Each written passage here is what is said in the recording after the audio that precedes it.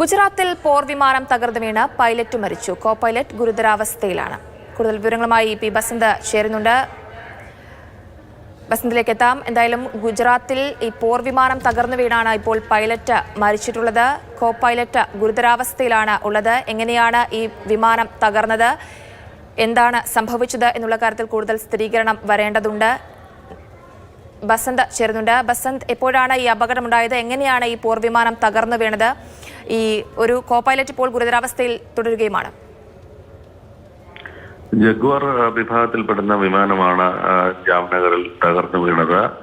അത് ജാംനഗറിലെ സുവർണ ഗ്രാമത്തിലാണ് വിമാനം തകർന്നു വീണത്. പൈലറ്റ് മരിച്ചു എന്നുള്ളൊരു വിവരമാണ് വരുന്നത്.